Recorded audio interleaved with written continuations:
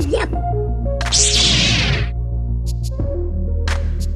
there, everybody. Welcome back. This is the Galaxy Last Week. I am the Gerbil, but it's basically a 2-week review because it seems that, well, I'm not able to keep up with an every week show right now. Maybe that'll change, maybe not. Tomorrow I report back to work. So we'll see. Anyway, here's the rundown on the left here, or right, or whatever it is, of what we're going to talk about. Take a screenshot, doesn't matter. Let's get started, okay? So August Burns Red. We are halfway... Yep.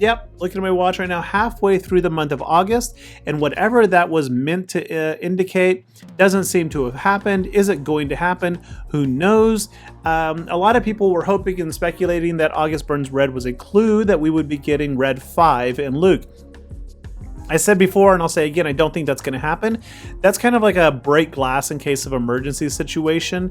And there's no emergency right now. There really is not. If you watch Zereth Prevail's recent video where he kind of does a rundown of the numbers, the game is actually not losing that many people, contrary to popular belief. Their revenue is doing fine. They're still in the top 10, which is a monolithic achievement in and of itself. There's really nothing here to worry about, even though the loudest voices online would probably tell you otherwise.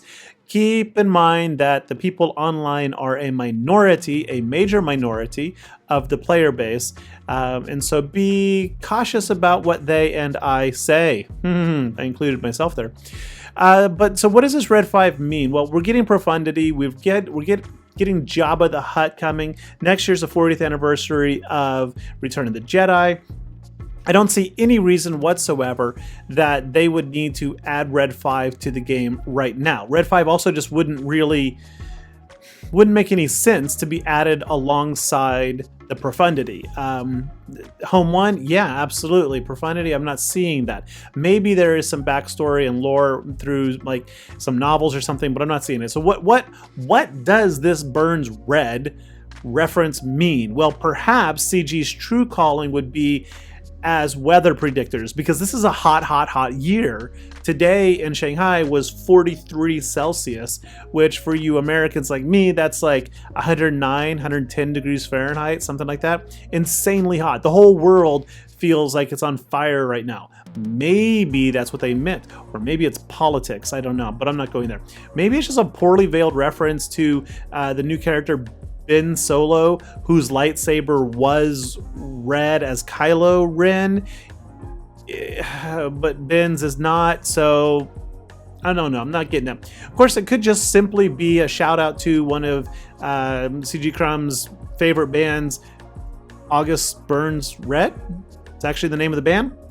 And if that's the case, my prediction that very soon, in about 2 weeks or less, we will see Event Calendar Wake Me Up When September Ends 2022, followed by Event Calendar November Rain 2022. I hope not. Moving on. Ben Solo. So what can we say about the guy? I'm not going to go through his kit. I'm not going to talk about the actual abilities or dev insights. What I'm going to say is it simply indicates that Conquest may be moving into a cadence of not really predictable characters, but predictable types of characters. In his release, the devs very clearly said that he is meant to be a lifting character for Rey. The only other GL I think that has a lifter is Kenobi and Cat. So that means we've got 5 GLs without it. Now 4. So I don't think Luke has a lifter. Vader, I mean, it's arguable. Slicker does not, right? Sith Eternal, I mean, you could argue his Sith, that his lifters is Wat Tambor and the Armorer, but whatever, neither of them are Sith, right? So I think that going forward, we can pretty much speculate that we are guaranteed to get more lifting characters. And it makes sense that the next one be Slicker, even though they just introduced a different iteration of him. Whatever. So I'm just curious who those lifters could be. All I can think of is a sacrificial Solo, his dad, stab him in the gut, kill him, and he gets stronger because, he had to do that to get over some internal problems he was facing. I jest a little bit, but Snoke obviously makes some sense, but we never really got a full picture or story of what Snoke did. And if anything, I would argue that Snoke kind of held him back, so I don't see that as being a lifter. Knights of Ren do make a bit of sense, except that, like Inquisitors for Vader, I would expect them to be a whole faction and a team that would be introduced gradually. So I could see, after the Jabba requirements, 4 or 5 marquee Knights of Ren, and then a lifter Knight of Ren, because I don't know jack about any of those people, but I could see one of them being added as a lifter character, and then that frees him up actually to not even be with the First Order. Supreme Leader could just simply be with his knights, because I mean, if you think about it, the knights were like his they were to him what the Inquisitors were to Vader. I mean, he sent them out, they did his dirty work, right? All these other people, officer and people, these are military people. Kylo wasn't really like a military person. Anyway, speaking of Ben Solo, again, I'm not going to talk about the kids. I'm just going to say, though, that these animations, they don't inspire me. In fact, I feel like they are incredibly lazy and boring. I think the artwork is boring. The outfit is boring. It's like this iteration of Ben existed literally for maybe a couple of hours in his life and in the Star Wars galaxy, right? It's in, what would that be, episode 9, after he and Rey come together to fight Big Bad Uncle Sithy. And he really just only existed for a few minutes, and yet we got the character. There are far, far, far more characters that could have been added to the game that have a lot more screen time. But I get why they did it, because of the Force connection between him and Rey. But it just feels lazy to me. It really does. And these animations are just completely lazy. The first and the third one are almost identical animations. And they actually are, I think both of them, are identical motions, body motions, to other Jedi animations already in the game as well. So it's just, it gives me a bad feeling. I don't like it. I don't like to be negative, but they could have done better. All right, speaking of doing better, they did dump a bunch of bug fixes out there, which is great. At least 2 of the Inquisitor bugs got fixed. 7th and 8th got a fix. There are many more, I think, within their kits that are still happening. Somebody just pointed out recently that they do get turn meter gain whenever a purge expires or whatever, then they get 3% turn meter. But I've really been watching, and I don't think that that's happening consistently the way it should be. There's a bunch of other weird stuff that I think is happening with Inquisitors that lead me to believe that there's some more bugs going on there. But anyway, I'm not going to go down the list. This is just a positive piece that I would like to put out, that they are actually fixing things. There's so many, of course, that they still need to fix. One of them, though, that does jump out at me, though, it says, third from the bottom on the tall column, fixed a bug where Han's Falcon was not recognizing buzz droids as a debuff for Dispel. Now, this has been a problem for a couple of years, like literally years. Why fix that? I think that has, again, something to do with Profundity and the new Rebels that may be coming. But otherwise, I don't know.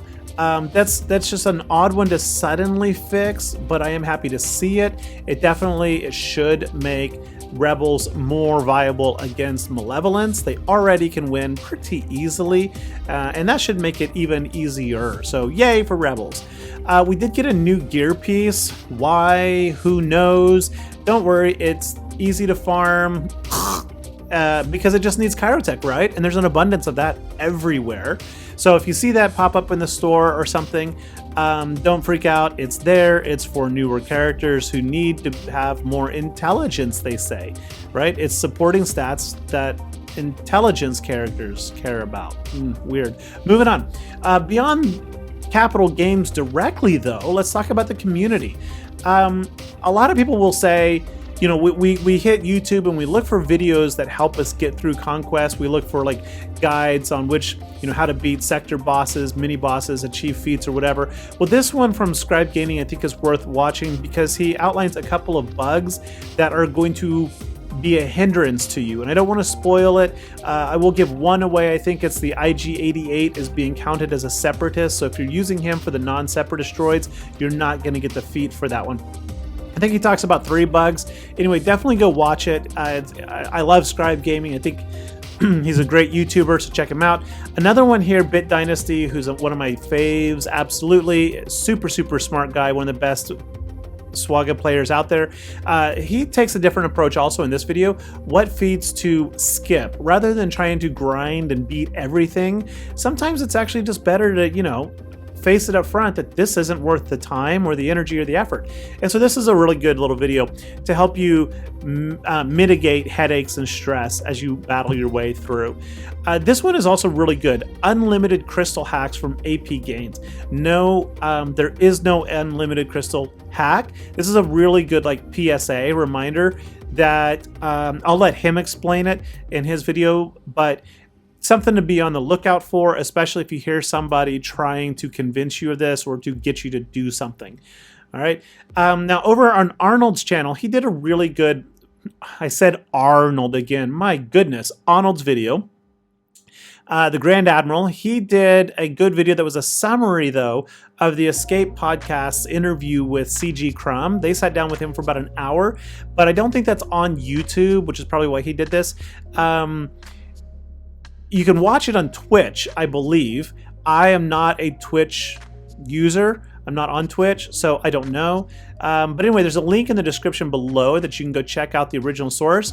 Of course, you can also check out Arnold's summary of it as Arnold walks through a lot of the key points, and there are some good ones. One of the points he talks about, though, is that Crumb made a direct reference to an upcoming Jabba requirement character. He said that was a character who worked for Jabba undercover. Now, if the wording is actually undercover, everybody speculates that that means Lando or Leia. I don't think so on either of those. I think that Lando is possible.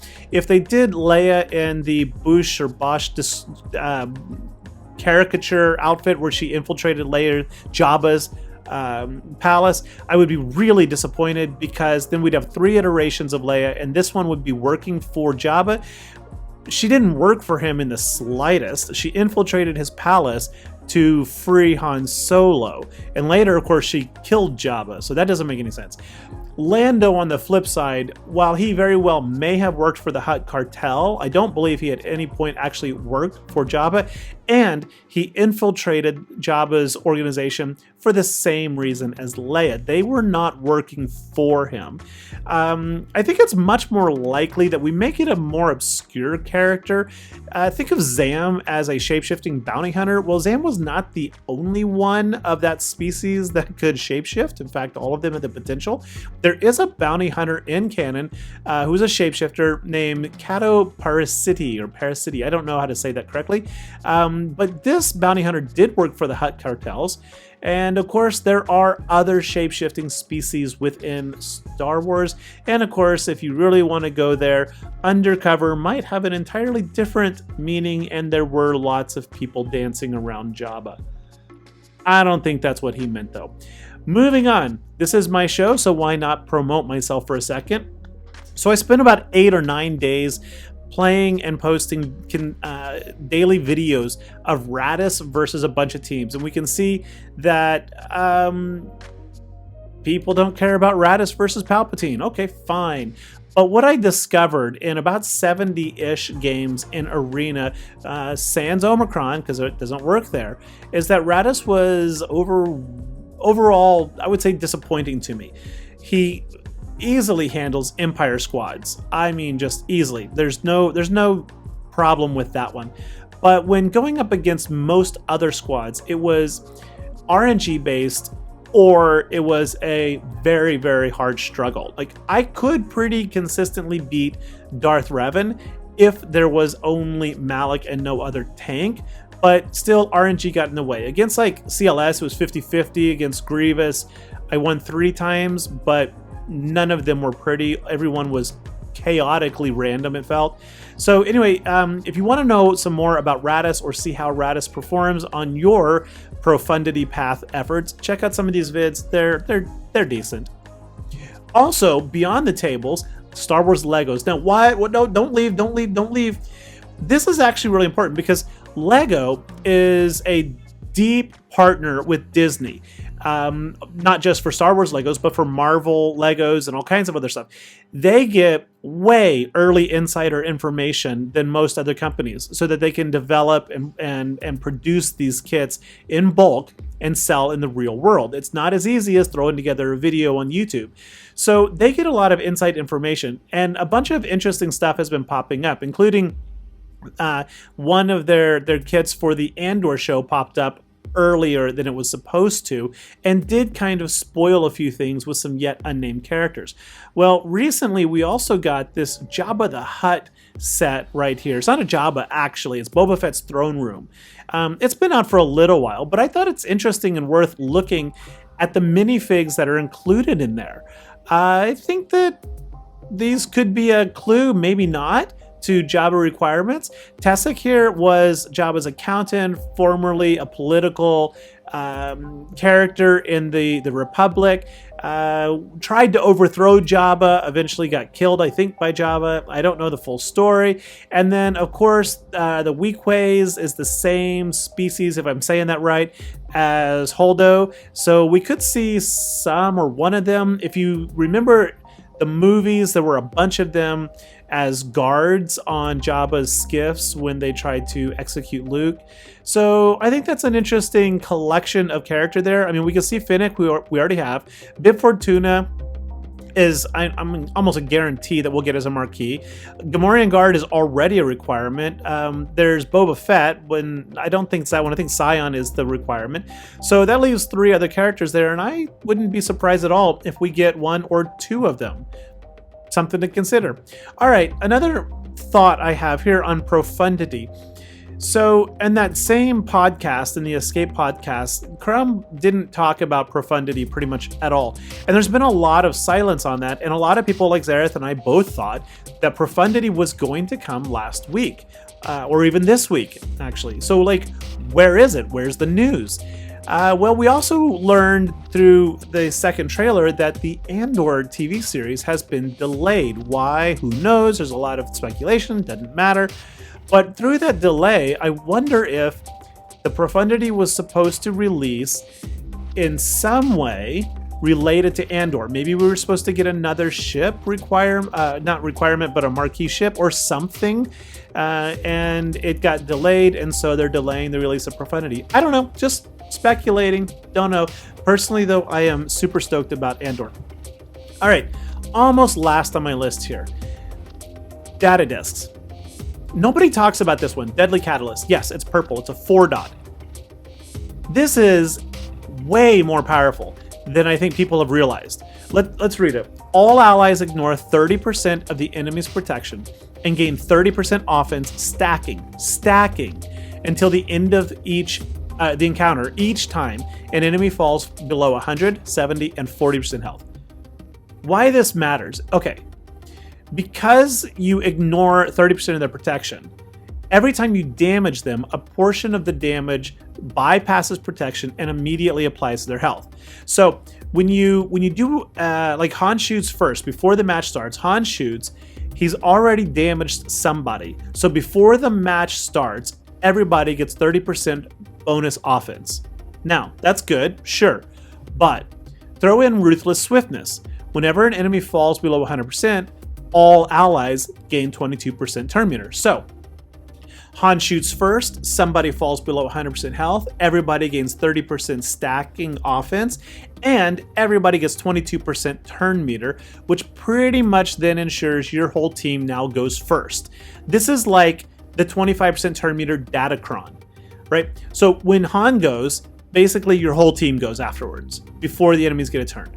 Another awesome application is somebody really fast, like Jedi Master Luke. Jedi Master Luke does the AoE, all 5 enemies take damage, all 5 enemies lose health, your whole team gains 30, 30, 30, 30, 30, 150% plus the stacking modifier bonus offense. And they've all gained 22% turn meter. So now they're all going to go first before the enemy in Conquest, and they're all going to deal like 150 to, I don't know what the percentage is, additional offense. And as soon as you kill somebody, you've triggered it twice more, 70 and 40, and then the next person 70, 40.